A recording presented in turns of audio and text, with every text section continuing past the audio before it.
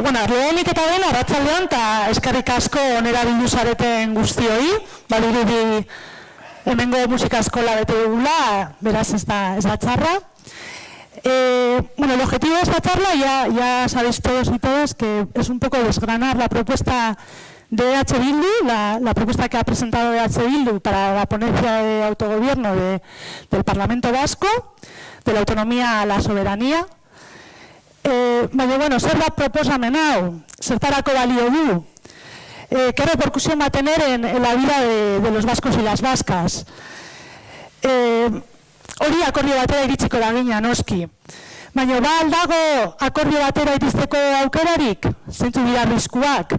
Hori dira guztiok ditugun zalantzak buruan, ez? Eta zalantza horiek argitzeko, horretarako ditugu motanetako solasaldiak edo aurkezpenak. En los próximos meses en el Parlamento Vasco se va a debatir sobre la ponencia de autogobierno para intentar llegar a un acuerdo para reformar el estatuto actual y, como hemos dicho, pues EH Bildu tiene una propuesta de la autonomía a la soberanía. Una propuesta que está pensada para la búsqueda de acuerdos, por un lado, y también que pone en el centro un estatus que reconozca y posibilite el derecho a decidir. Eta besterik gabe proposamen honen nondinorakoak azaltzeko, Arnaldo etorri zaigu gaur sextaora, ez du aurkezpenik behar, beraz hasiko gara solasaldiarekin. Atxaldeon guztioi, entzutena? Atxaldeon guztioi eta beti bezala orain dela urte asko egon nintzen sala honetan, sextaon, ilegalizazio garaian. Espero dut ez izatea presidente berri bat hau beste egunen batean horrela etortzeko, baina beti ere badakizute guretzat eta niretzat horre badela ezkerraldean egotea. Guk independentista garenok beti pentsatu izan dugu independentziarekin batera beste eredu sozial baten aldeko apustu egin behar dela, eta beraz horretan langilegoa eta sektore herritarrak hor eduki behar dutela protagonismo berezi bat, ez? Decía que, para mí está encantado de estar en la margen izquierda. Para los independentistas siempre ha sido un referente de lucha, de trabajadores, de sectores populares, y nosotros somos de los que pensamos que la independencia tiene que servir, entre otras cosas, para construir un modelo social más justo, ¿no? Entonces, para entender un poco la propuesta que hemos puesto encima de la mesa en la Comisión de Autogobierno de los 3 territorios, quiero hacer en primer lugar quizás 2 matizaciones, ¿no? La primera es, nosotras y nosotros representamos un proyecto nacional, no es un proyecto solo para 3 territorios, sino para 7 territorios, pero en este caso nos ha tocado hacerlo aquí porque hay un Parlamento de 3 territorios. Creemos que llegará el momento en el que también habrá que hacerlo en Nafarroa, y creemos que en otra fase más posterior, porque ahora mismo no está en este ritmo, habrá que hacerlo también en la institución de la Púrdigas en Nafarroa y Xubera. Por lo tanto, la primera matización, EH Bildu y el independentismo de izquierda no está detrás de un proyecto para 3 territorios, sino de un proyecto nacional para 7 territorios. Y en segundo lugar, la segunda matización es decir, para nosotras y nosotros, que somos independentistas, cualquier escenario que no sea el de la independencia siempre será un escenario provisional. Es decir, luego igual ese escenario provisional puede durar un siglo, porque va a depender de lo que quiera o no la gente. Pero para nosotras y nosotros siempre será un escenario provisional. ¿Por qué hemos hecho esta propuesta en este contexto concreto, no? Pues en eso me voy a hacer referencia un poco a la historia de los últimos 40 años, ¿no? Y en la historia de los últimos 40 años tenemos que ver que ha habido momentos en los que las fuerzas abertzales, y no solo las fuerzas abertzales, sino las fuerzas abertzales y fuerzas de izquierda democráticas, hemos confluido en los últimos 40 años. Por ejemplo, tratamos de confluir en Xiberta hace 40 años, hicimos una experiencia y planteamos una dinámica que nos permitiera encarar la transición llamada democrática española desde la unidad.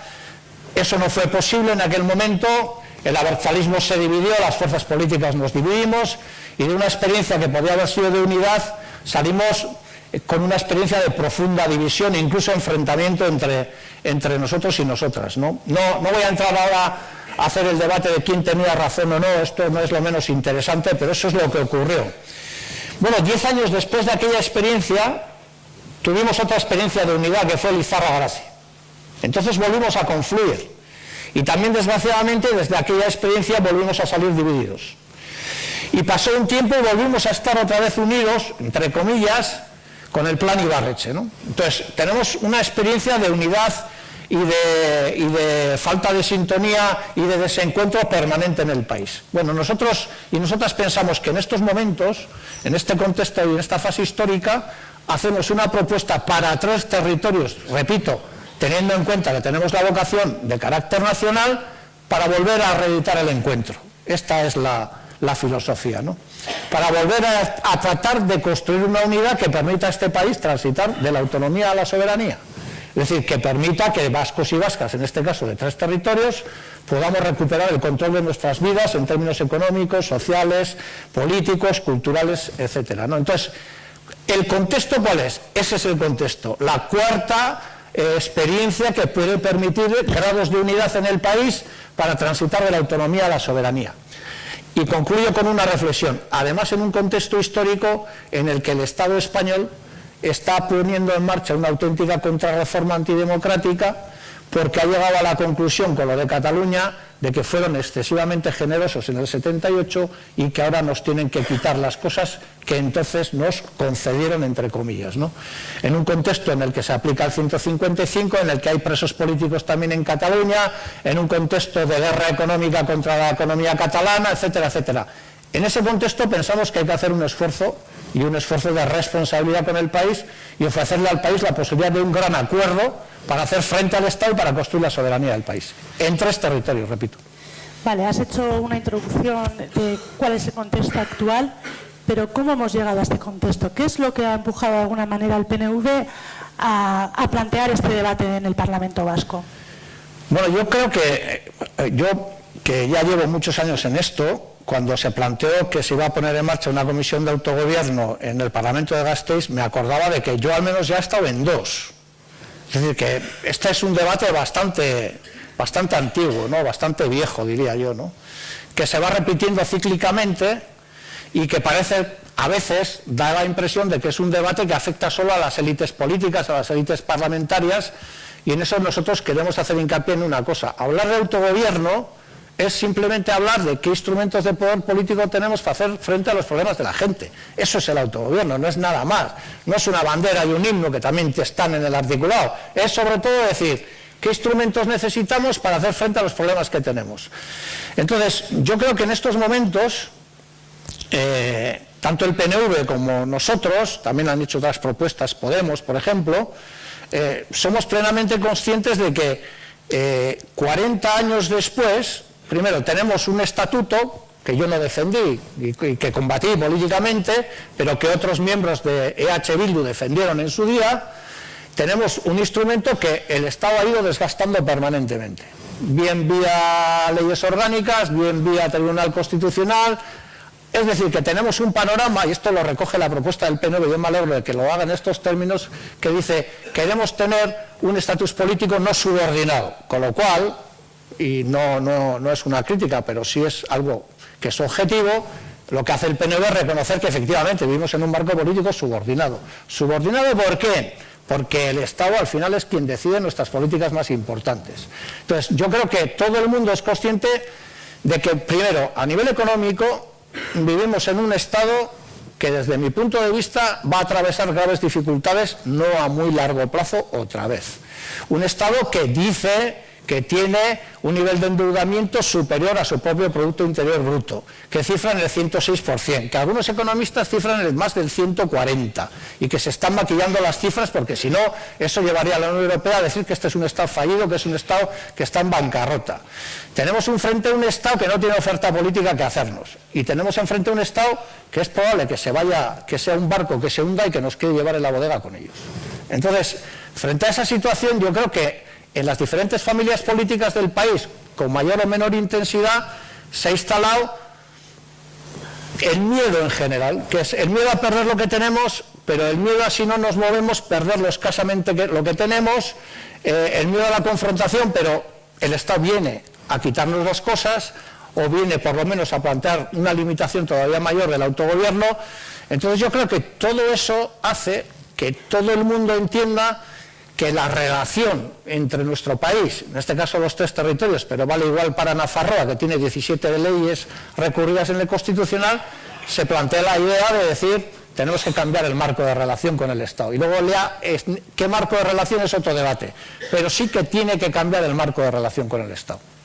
Vale, entonces en ese camino, en el camino de cambiar el marco de relación con el Estado, ¿cuál es la propuesta concreta que hace EH Bildu a esta ponencia de autogobierno? Así a grandes pinceladas, si nos podrías decir cuáles son los pilares principales.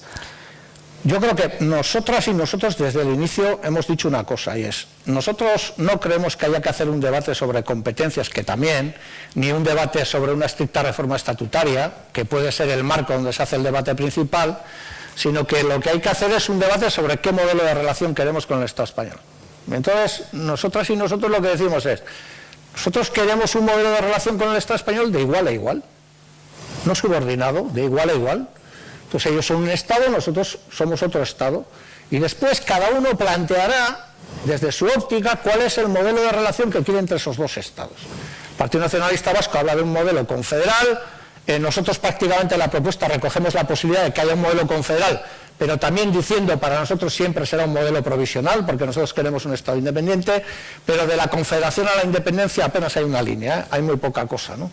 Entonces, ¿cuál es el espíritu de nuestra propuesta? Primero, nosotros hacemos una propuesta que busca el acuerdo, que recoge cosas del PNV, de Podemos o incluso del Partido Socialista en algún caso, ¿no? ¿En qué se estructura nuestra propuesta? Nuestra propuesta lo que dice es, tenemos que cambiar el modo de relación con el Estado. No estamos dispuestos a soportar un minuto más que este Estado sea capaz de decidir por nosotros y por nosotras. Porque yo creo que la gente, porque el texto es bastante complicado en términos jurídicos, yo suelo simplificarlo de la siguiente manera, ¿no?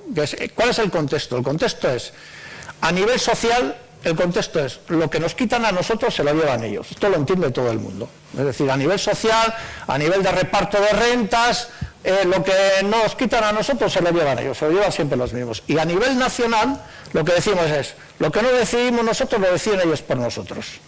Entonces, ¿qué queremos? Queremos decidirlo todo. ¿Y cuál es la propuesta que hacemos? La propuesta que hacemos es, primero, queremos cambiar el modelo de relación. Segundo, queremos ser un Estado que hable con otro Estado. Tercero, queremos poder competencial. Queremos un poder competencial, ¿cuál? El máximo posible.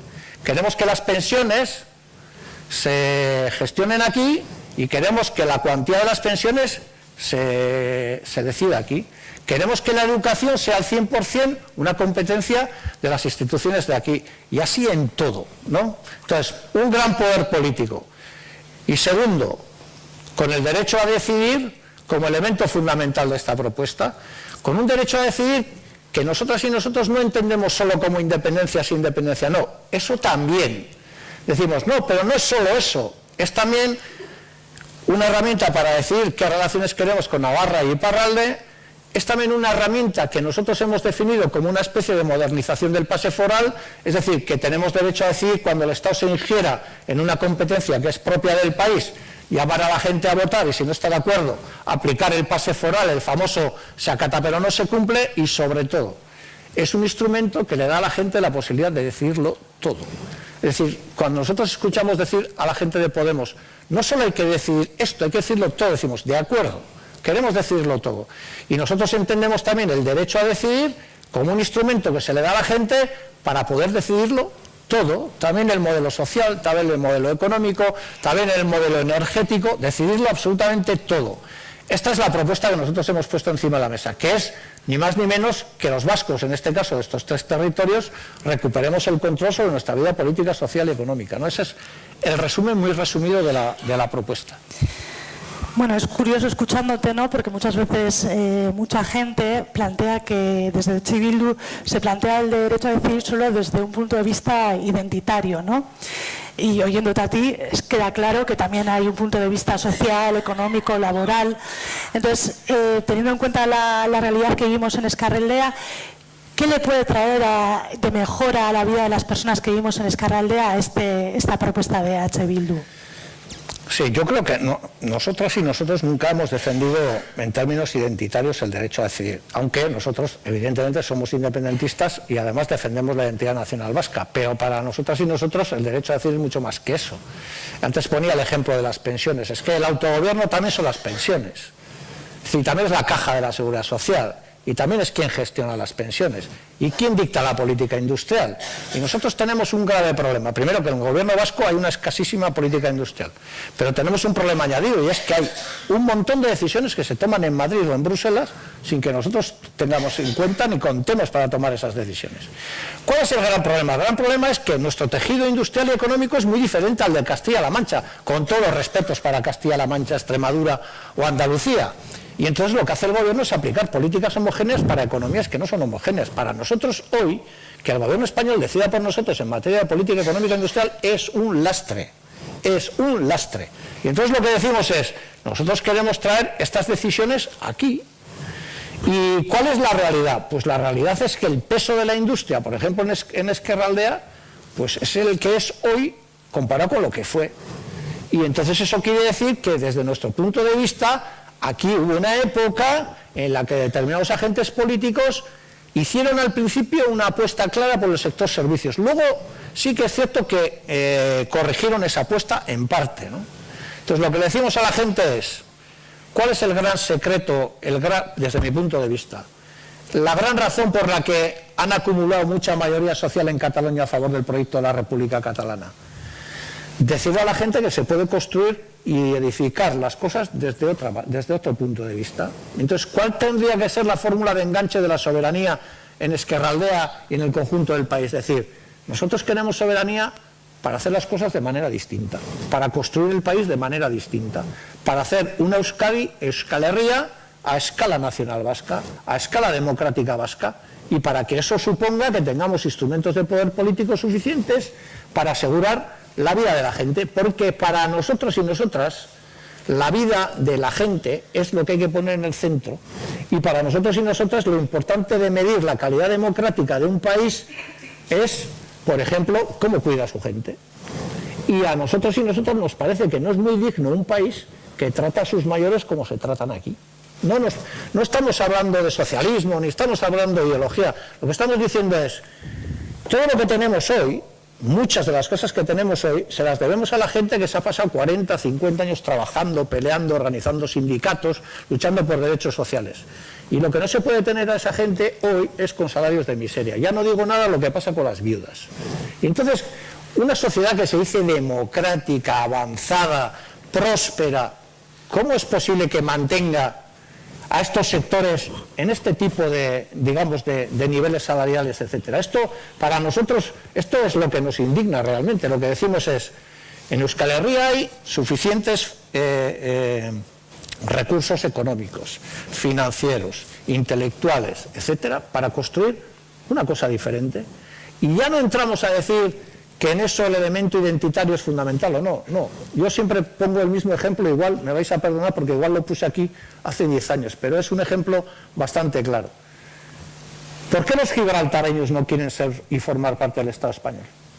Porque uno le oye hablar a un gibraltareño y de Londres no es. Es mucho más de la línea que de Londres. O sea, el acento no es londinense. ¿Por qué no quieren ser españoles y quieren ser británicos? Porque entienden que su vida es mejor siendo británicos, punto. No es que les gusten más los bobbies que la Guardia Civil, bueno, yo igual sí, porque eso a nosotros también, aunque bueno, los bobbies podríamos hablar un rato, sobre todo podrían hablar nuestros amigos irlandeses, pero quiero decir, quieren y prefieren formar parte del Reino Unido porque sus hijas e hijos estudian en universidades del Reino Unido, que son de mayor calidad, porque tienen sus derechos sociales mucho más consolidados. ¿Por qué hay un montón de gente en Cataluña que dice, yo soy español, y voy a seguir siendo español, pero soy independentista? ¿Por qué? Porque yo quiero construir una república que construya un modelo social mucho más justo. Esto es lo que debemos de aprender y trasladar aquí. Has comentado la importancia que ha tenido la gente en Cataluña, ¿no? Que al final ese movimiento, esa red de gente ha conseguido que se mueva el proceso en Cataluña. ¿Cómo visualizas las redes sociales que tenemos en el País Vasco para apoyar o para intentar impulsar esta ponencia de autogobierno y que llegue a un acuerdo? Yo creo que nosotros y nosotras tenemos que ser conscientes de una cosa, y es que no solo en Euskal Herria, sino a nivel europeo y casi a nivel mundial, ¿no? Aquí se han instalado unos principios y unos valores que hacen de dique de contención contra las políticas de izquierda y las políticas progresistas, ¿no? Aquí el marco general de debate habla de estabilidad, de competitividad, de un montón de conceptos que han instalado ahí y que por lo tanto nos hacen jugar muchas veces en ese campo y en ese marco conceptual, ¿no? Que es, hay que decirlo claro, para que alguien sea competitivo, alguien tiene que dejar de ser competitivo. O sea, todos no podemos ser competitivos. Hay que elegir dónde uno quiere ser competitivo. Y entonces, todos estos valores y principios que se han ido instalando, pues lo que hacen es que exista una especie de dique de contención, y eso que los jóvenes siempre dicen ahora de esto es lo que hay, ¿no? Esto es lo que hay, ¿no? Entonces, esto parece que es como una maldición bíblica, ¿no? Esto es lo que hay y no se puede ser de otra manera. Pues se puede ser de otra manera. Y además hay políticas en Europa, por ejemplo, que están aplicando cosas que se hacen de otra manera. ¿Qué es lo que ocurrió en Cataluña? En Cataluña ocurrió una cosa que desde mi punto de vista es fundamental, y antes la he citado más o menos con profundidad, ¿no? Y es, nosotros tenemos que tener en cuenta que hoy el capitalismo funciona fundamentalmente por dos factores. Uno es el miedo, que es el factor fundamental, el miedo, y el segundo factor es la mentira, la gran manipulación de masas. ¿Por qué digo lo del miedo? Porque ellos han construido sociedades en donde tú tienes miedo a perder el empleo, tienes miedo a que tus hijos se vayan a trabajar fuera por un salario miserable, tienes miedo a la enfermedad, tienes miedo a la muerte, tienes miedo a la represión. Son sociedades miedosas y el miedo funciona bien, funciona bien. Y frente a ese mar de miedos y de incertidumbre, y luego la incertidumbre, uno no sabe si va a seguir con el empleo, si le van a echar de su casa, si se va a tener que ir de aquí. Entonces, esas son las sociedades que ellos han construido. Y en esas sociedades hay quienes dicen, yo te doy una cierta certeza, ¿no?, que funciona, y yo creo que el gran secreto de los catalanes es, ellos han dado una certeza a la gente. Si construimos la República Catalana, las cosas van a ser diferentes. La gente eso no necesita elaborarlo mucho o poco. Y dice, yo tengo un Estado español con los que las cosas van así, y tengo un proyecto, yo le llamo proyecto certidumbre, que es, yo sé que si hacemos una República Catalana, las cosas igual no van a ser perfectas, seguro, pero van a ser de otra manera, y eso es lo que ha enganchado a la gente. Y aquí yo creo que nos pasa que nadie tiene confianza en el Estado español, nadie, o sea, muy poca gente. Yo el otro día hacía una pregunta, decía, todos esos pensionistas que se manifestaban en Bilbao, si les haríamos la pregunta, independientemente de lo que voten, se voten el PP, el PSOE, me da igual, la pregunta es, ¿quién prefieres que te pague las pensiones, el gobierno español o el gobierno vasco? Y dos, ¿quién prefieres que fije la cuantía de las pensiones, el Congreso español o el Parlamento vasco? Yo estoy seguro, segurísimo, que el 80% dicen aquí, seguro. Entonces, ese es el proyecto que nosotros tenemos que trasladar a la gente, ¿no?, como opción, sabiendo una cosa, que no es fácil. ¿Por qué? Porque la gente sabe de lo que es capaz el Estado español. Los catalanes están empezando a aprender ahora lo que es capaz el Estado español. Nosotros ya lo sabemos de largo. Entonces, yo creo que fundamentalmente para nosotros es un factor primordial el darle certeza a la gente. La gente sabe lo que es capaz el Estado español. Por eso a veces, cuando utilizamos determinados conceptos, son conceptos a la que la gente le da miedo, ¿no? La confrontación con Madrid.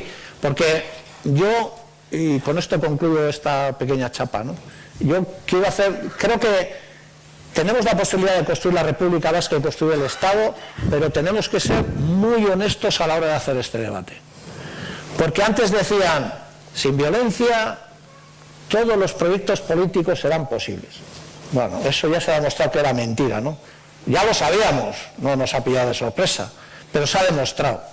Y ahora lo que han dicho es, y como intentéis hacerlo por las vías pacíficas y democráticas, el precio son 20 años, rebelión y sedición. Eso es lo que han puesto ahora, el precio. Entonces, yo creo que ellos están a la defensiva, pero aplicando la máxima dureza posible. ¿Para qué? Para decir, ojito, no os mováis, porque este es el precio, ¿no? Entonces, yo creo que estamos en esa situación. Y esa situación lleva un poco a estar en una especie de impasse de que ni estamos ni dejamos de estar, ni vamos ni venimos. En esa situación creo que estamos en estos momentos, pero creo que vamos a tener una ventaja. No sé si nosotros vamos a ir o vamos a venir, pero ellos vienen fijo. Ellos vienen fijo. Y entonces ya sabemos que este es un país también de reacciones, ¿no? Bueno, siguiendo un poco con el tema que ha sacado, ¿no? Un poco la respuesta del Estado español a lo que pueda suceder con la ponencia de autogobierno, parece que Bildu sí ha hecho una propuesta que busca acuerdos. Es posible que lleguemos a un acuerdo con otras fuerzas políticas en esta ponencia de autogobierno. ¿Qué va a pasar cuando intentemos ponerlo en la práctica? ¿Qué va a hacer el Estado español? ¿Cómo vamos a responder a su ataque? Yo creo que a cualquiera que preguntes ahora en el Parlamento Vasco, de cualquier formación política, yo creo que ahora todo el mundo está de acuerdo en una cosa, ¿no? Y es, hoy en día, si habría una reforma de la Constitución española, que nosotros no planteamos, sería más en términos regresivos que en términos extensivos. O sea, hoy la naturaleza de ese Estado nos hace pensar, y pensaríamos bien, en que si se produjera algún tipo de acuerdo, no sería un acuerdo para ampliar libertades, sino para restringirlas. Yo creo que en eso estamos todo el mundo de acuerdo, incluido el PNV, incluido Podemos, aunque diga otras cosas. Hoy el Estado no está para hacer, digamos, para profundizar en las libertades ni sociales ni nacionales. Pero bueno, esta es la realidad. Frente a esa realidad puede haber dos opciones. Una es decir, bueno, pues como el Estado está tal y como está y como la Constitución nos marca los límites de lo que podemos ser y no ser, vamos a ajustar nuestras demandas a eso. Para nosotros eso es un error. Nosotros lo que decimos es, no, vamos a hacer un debate soberano. ¿Qué quiere decir soberano? Un debate en el que vascos y vascas, en este caso de 3 territorios, vamos a hacer un debate sobre qué necesitamos. Pero vamos a hacerlo con absoluta libertad. Y vamos a poner en un papel con absoluta libertad lo que necesitamos o no. Después, eso va a chocar con la legalidad española, sin duda, sin duda. O sea, no va a haber legalidad española para aceptar lo que salga. Es que no hay legalidad española ni para aceptar lo que el PNV ha puesto encima de la mesa. No nos engañemos, no hay. Entonces, lo que decimos es, vamos a recorrer ese camino. Que en Madrid nos dicen que no. Bien, sigamos haciendo camino. Lo que no va, Bildu no va a plantear ni la revolución soviética, ni que hay que irse al monte, ni que hay que dar. Lo que va a decir es, bien, nosotros construimos este proyecto.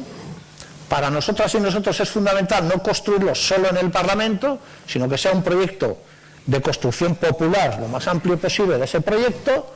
Vamos a Madrid y nos dicen que no. Venimos y debatimos qué hacer. Pero seguimos haciendo camino.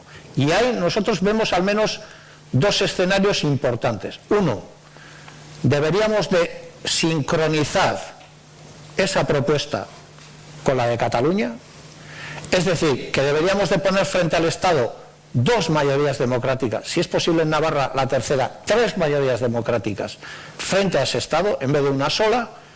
Y 2, tendríamos que hacer una acción conjunta, coordinar nuestra línea política también en Europa, todos a la vez, y decir, no, nosotros y nosotras no somos el problema lo tienen ustedes con estos señores que no son capaces. Por lo tanto, creo que construir un proyecto lo más amplio posible, un proyecto en términos participativos, una especie de proceso constituyente, es lo que planteamos. Es decir, ahora tenemos la posibilidad de poner en un papel lo que queremos, tenemos la posibilidad, esa posibilidad está abierta. Y lo que nosotros decíamos es, los pensionistas tienen una posibilidad. Y es decir, como ahora estamos hablando de autogobierno y de un nuevo estatus, queremos que la caja de la Seguridad Social se rompa y que la Seguridad Social se gestione aquí y que las pensiones se gestionen aquí. Queremos que es un momento en el que el movimiento feminista podría decir, queremos que en este nuevo marco político se incorporen estas políticas de género. Queremos que el sector educativo diga, esto es un poco el proceso que queremos hacer. Bueno, luego ya sabemos que Madrid nos va a decir que no, pero no nos va a decir que no a nosotros, le va a decir que no a un proyecto más o menos edificado en términos de participación democrática y popular. Bueno, ¿qué haríamos entonces?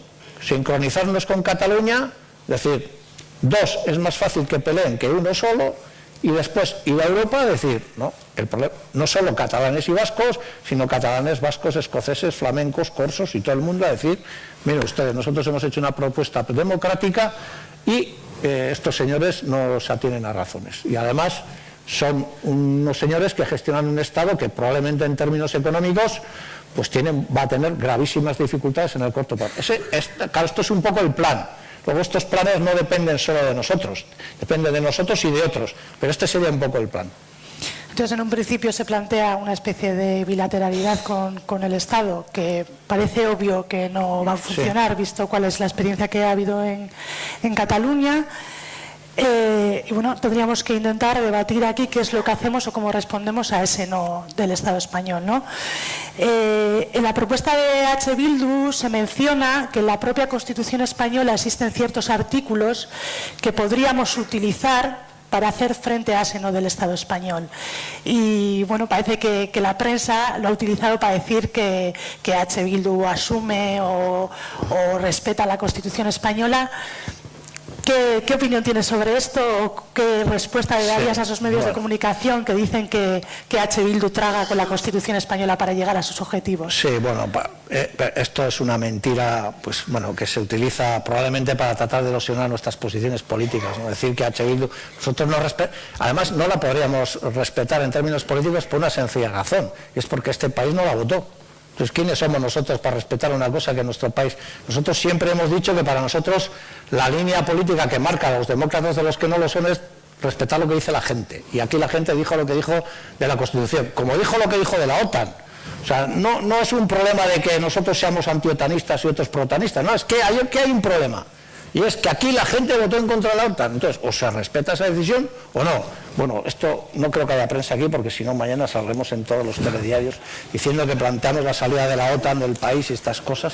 Pero bueno, quiero decir, nosotros lo que hacemos en el texto es decir, ustedes hicieron una constitución en la que dicen que uno de sus fundamentos es el principio democrático, y nosotros decimos, perfecto.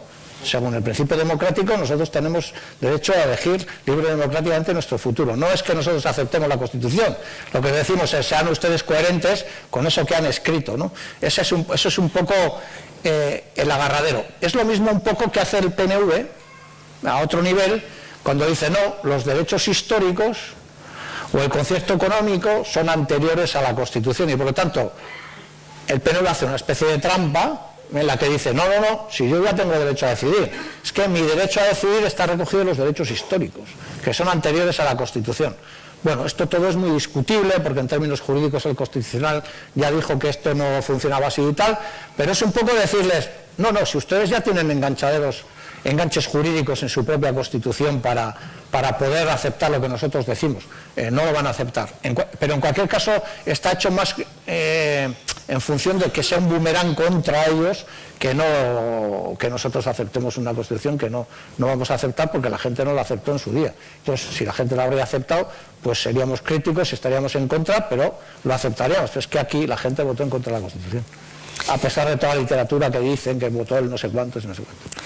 Volviendo un poco al proceso de negociación en el que se encuentra ahora mismo la ponencia de autogobierno, me gustaría que nos dieras tus impresiones de cuáles son las posiciones que tiene el PNV, Podemos, en torno a esta ponencia de autogobierno, de sus propuestas, cuáles son las más cercanas a las de H. Bildu, en qué estamos a un abismo de sus posiciones. Yo creo que con respecto al PNV hay una coincidencia fundamental en una cosa, es que ellos plantean que el modelo de relación tiene que cambiar, ¿vale? En eso estamos de acuerdo. Estamos de acuerdo en que ellos dicen que nos tenemos que constituir en un Estado, luego ellos hablan de Estado foral, Estado nacional, no sabemos qué cosas más, pero bueno, en un Estado. Estamos de acuerdo en que tenemos que ser un Estado. Estamos bastante de acuerdo en un porcentaje muy alto en el nivel de competencias políticas que plantean. Claro, pero es que aquí hay que hacer una cosa que normalmente la izquierda independentista no hace, y es, por ejemplo, el PNV recoge en el haber competencial todo el régimen económico y social de la Seguridad Social, es decir, y el marco vasco de relaciones laborales, es decir, que el sindicalismo nacional y de clase del país en el 95 inició un proceso para demandar el marco vasco de relaciones laborales, y ahora el PNV lo recoge en su propuesta. Yo creo que el sindicalismo se tendría que felicitar por ello y decir, hombre, nos alegramos que desde el 95 hasta aquí hayamos conseguido esto. Vale, entonces, a nivel competencial sí tenemos ciertas dudas en determinados aspectos que ellos plantean, por ejemplo, en el sistema del Poder Judicial. O sea, nosotros somos partidarios de un sistema judicial propio y ellos hablan de un sistema judicial en Euskadi. Y nosotros diríamos, queremos un sistema judicial de Euskadi o de este trozo de Euskal Herria, ¿no? Pero a nivel competencial, la propuesta del PNV es inasumible por el Estado, pero también por el PSOE y también por Podemos, porque ni PSOE ni Podemos van a aceptar que se rompa la caja de la Seguridad Social. Entonces, en eso estamos de acuerdo. ¿En qué no estamos de acuerdo? No estamos de acuerdo en que el derecho a decidir está como un poco difuminado en el tema de los derechos históricos, ¿no? Claro, ellos dicen, no, nosotros ya tenemos derecho a decidir porque está recogido en los derechos históricos.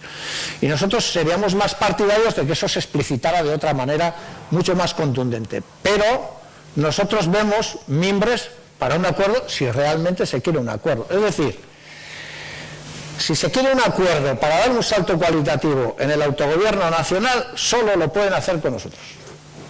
No, esto es así. No lo pueden hacer con nadie más. Si lo que quieren es entrar en una dinámica de recortes, es decir, de rebajar el texto, pues buscarán otros aliados, como puede ser el PSOE y tal. Podemos, pues tengo dificultades para plantear cuál es la propuesta, o sea, ¿dónde está Podemos?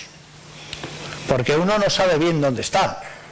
Entonces, Podemos es una fuerza política que se presentó defendiendo el derecho a decidir, pero cada vez que toca ponerlo en un papel, pues digamos, las cosas no están tan claras. Mi impresión es que Podemos está más mirando a España y más mirando al PSOE, y que necesita el acompañamiento del PSOE en estos momentos, por razones electorales. Pero sí que creemos que hay una cosa que deberíamos de decirle a la gente, y es: oiga, nosotros nos presentamos en las elecciones autonómicas y yo doy un mitin aquí en Baracaldo diciendo, nosotros somos una nación y tenemos derecho a decidir. Y lo dijimos nosotros, lo dijo el PNV y lo dijo Podemos. Nosotros nos presentamos a unas elecciones defendiendo eso. Y el 73% de la gente nos votó. Y el 76% del Parlamento de Vitoria está a favor de esto. Entonces, ¿cuál es el problema? ¿Cuál es el problema? Y solo hay dos problemas. Uno es el miedo, ¿verdad? Porque lo demás, fíjate si ha habido aquí veces que han hablado de mayorías cualificadas. No hace falta mayorías cualificadas. El 48% no es suficiente, 76%. ¿Es suficiente? Sí, pues el 76% hemos dicho que defendemos eso.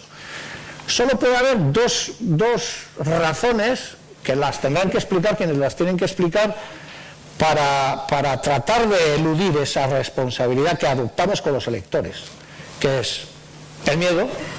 Es que si vamos a por esta nos aplican el 155 en el minuto 1, y yo respeto esa posición, porque lo que tenemos que tener en cuenta es que a nosotros no nos van a dar 4 años para hacer un proceso, ¿eh? A nosotros en el minuto 1 van a tratar de cortarnos la cabeza. Pero es el miedo, y otra es que Podemos está haciendo cálculos electorales del Ebro para abajo. Entonces no le interesa una foto en la que aparece con los nacionalistas. Bien, pero esto lo tenemos que explicar así a la gente porque no hay ninguna otra razón. Pero esto nos llevaría en el primero de los casos a decirle a la gente que vivimos en un régimen que no es un régimen democrático, en el que hay alguien que actúa con la fuerza suficiente como para limitar todas tus propuestas y como para tenerte debajo de su bota permanentemente, ¿no? Entonces esto ya nos llevaría a otro debate, ¿no? Has hablado de miedo a que nos apliquen o que se aplique aquí en la Comunidad Autónoma Vasca el 155, derivado de los posibles acuerdos a los que se pudiera llegar. Pero el PNV tiene miedo a que se aplique el 155 y que eso provoque una serie de consecuencias como las que ha habido en Cataluña, ¿o tiene miedo a que debido a este debate pueda llegar a un acuerdo con EH Bildu y que eso de alguna manera trastoque la hegemonía que tiene en estos 3 territorios?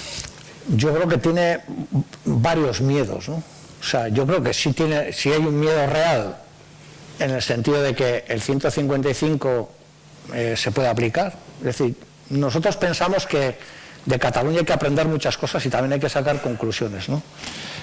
Nosotros seguimos insistiendo en la tesis de que el régimen del 78 es un régimen en crisis, pero que a través del proceso catalán ha tratado de salir de esa crisis recuperando armas que hasta ahora no tenía, ¿no? O que no las había utilizado. Y una es el 155. Es decir, hasta ahora nunca se había aplicado, pero ya está aplicado. y no ha venido para irse, ha venido para quedarse. Y no ha venido para aplicarse solo a Cataluña, no. Ha venido para aplicarse cada vez que haga falta. Entonces ya hubo quien planteó que Navarra tenía que ser intervenida y hubo quien planteó que hasta el Ayuntamiento del Gobierno de Castilla-La Mancha tenía que ser intervenido porque estaba Podemos. Eso ha venido para quedarse. La guerra económica. Ellos trabajaron más o menos bien, por eso digo que el miedo funciona, el tema de que se iban las sedes sociales de Cataluña, tal y que cual. Bueno, pues vosotros imaginaros si nosotros iríamos, digo por eso que hay que hacer un debate honesto, imaginaros que nosotros planteamos un proceso similar. ¿Vosotros no creéis que en Vizcaya, por ejemplo, habría grandes multinacionales que dirían, como hagáis eso nos vamos?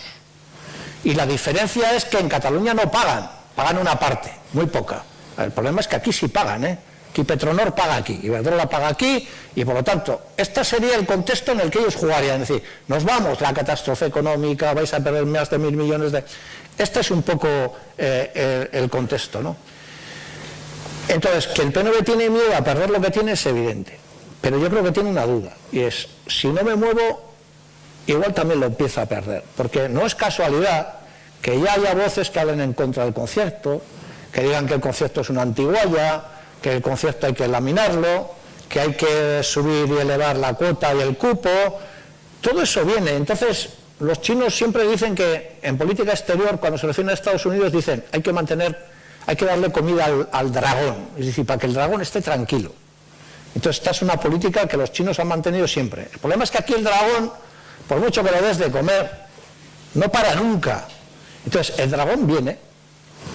La duda del PNV puede haber dos dudas. Una es, ¿hasta dónde va a venir? ¿Hasta dónde va a venir? Y si eso puede tener algún punto de cortocircuito con que igual gana el PSOE con Podemos y tal, que nosotros no lo vemos. Entonces, esa es la duda. Y la otra gran duda es que observando el proceso catalán, sí que el PNV puede hacer la cuenta de que un proceso coliderado con la izquierda independentista puede darle la hegemonía a la izquierda independentista, ¿no? Eso es un poco lo que preveían que pasara en Cataluña, que al final no ha pasado. Pero tampoco no ha pasado del todo, porque yo no diría que Puigdemont es convergencia, es otra cosa, ¿no? Entonces, yo creo que el miedo funciona a todos esos niveles. Y luego el tercer gran miedo que desde mi punto de vista también tienen que tener en cuenta, ¿no? Y es, cuando Ciudadanos dice a los chicos de Sabino Arana se les ha acabado el chollo, no lo dice por decir. Lo que le está diciendo es, nosotros incluso podemos abordar una reforma electoral en la que los nacionalistas bajéis la presencia en el Congreso de los Diputados, y la estrategia del PNV durante estos 40 años ha sido, yo tengo 5, 6, 7, 4 diputados en el Congreso y con eso saco cosas, mantengo gobiernos, apruebo presupuestos, traigo cosas. Eso se ha acabado. Eso se ha acabado. Es decir, ¿por qué? Porque en el Estado han decidido que eso se tiene que acabar. Es decir, que ya no da más de sí. Entonces, todo eso en conjunto puede hacer creer que el PNV puede tener un cierto interés por dar un salto, pero también matizado por el miedo a perderlo todo, porque no es una broma que estos son capaces de aplicar el 155 en Cataluña y aplicarlo aquí. Aquí lo harían además un poco más a lo bruto, porque ya les conocemos, y además lo harían más rápido, o sea, aquí no nos darían tanto tiempo, ¿no? Pero eso es un poco el escenario con el que tenemos que jugar, ¿no? Parece bueno que el miedo de alguna manera va a jugar un papel fundamental en toda esta negociación, y se podría hacer que el miedo ha empezado ya a hacer un poco de mella incluso en las posiciones del PNV, y me refiero principalmente al tema de la consulta habilitante que proponía EH Bildu, que parece ser que el PNV ya ha dicho que en principio por ahí no va a pasar. ¿Qué opinión tienes sobre este respecto y por qué crees que es importante el hecho de que se haga una consulta habilitante para refrendar lo que se decía durante esta negociación? Bueno, la explicación que ellos han dado es que eso no entraba en el articulado y que no hacen renuncia a la consulta habilitante. La consulta habilitante es que antes de ir a negociar con Madrid, ¿no?, se vote si la gente está de acuerdo o no con ese proyecto, ¿no? Entonces, esto ha desaparecido en la segunda propuesta del PNV, pero bueno, la explicación oficial es porque esto no afecta al articulado, esto es una forma es el método, y entonces seguimos pensando que hay que hacerlo. El problema de la consulta habilitante es bastante sencillo de entender, es que es ilegal. Si no cuentas con el aval y con el permiso del Estado, tú no lo puedes hacer. Y todo el mundo entenderá que el Estado no va a estar por la labor de hacer una consulta habilitante. ¿Por qué es importante para nosotras y nosotros la consulta habilitante? Nosotros y nosotras pensamos que antes de ir a Madrid hay que elaborar un proyecto que sea de carácter nacional y popular. Es decir, que el proyecto no sea un proyecto que han elaborado 3 partidos o 4 partidos políticos, sino que sea un proyecto compartido por sindicatos, por organizaciones feministas, por la academia, por la universidad, por los empresarios, los diferentes empresarios, por la cooperativa, o sea, que sea un proyecto, en este caso de 3 territorios, repito, pero que tenga carácter nacional popular. ¿Por qué? Porque si tú vas con ese aval, luego tú no puedes en un cuarto de la Moncloa, en nombre de un partido, cambiarlo. No, no, no. Para cambiarlo tienes que volver aquí y volver a preguntar a la gente. Y por eso nos parece importante. Es decir, que no vayamos con un proyecto que sea de partidos, sino que sea un proyecto que se elabore pues en esa especie de proceso constituyente. ¿Para qué? Para cuando vayamos a Madrid decir, mire, yo traigo aquí un papel que no es un papel del PNV, Bildu, Podemos y no sé quién más. No. Este es un papel en el que están las organizaciones empresariales, las cooperativas, las universidades, los clubes de fútbol, las organizaciones feministas. Aquí está todo el país. Y por lo tanto usted no le dice que no al PNV, a Bildu y a no sé quién más. Usted le dice que no al país. Y entonces nosotros iremos otra vez y le explicaremos al país, mira, por mucho que seamos mayoritarios y tal, estos han dicho que no, ¿qué hacemos? ¿No? Esa es un poco la idea. Y yo creo que por eso es importante, o sea, no es un capricho, obedece a esa filosofía. Es decir, no vamos con un proyecto de partidos, sino vamos con un proyecto nacional. Algo que deberíamos de aprender de Iparralde. Por ejemplo, hace poco Urkullu ha mandado una carta al presidente de la Unión Europea en torno a una ley de claridad europea sobre el derecho a la secesión. Nosotros con la carta, con los contenidos, podemos estar de acuerdo. Pero decimos, ¿por qué mandas una carta? Bueno, es el Lehendakari, pero ¿por qué mandas una carta a tu nombre y tal? ¿No es mucho mejor que eso lo hagamos entre todos? Y vaya ahí todo el mundo a decirle, oiga, haga usted una ley de claridad en Europa porque igual algún día nos queremos plantear la secesión.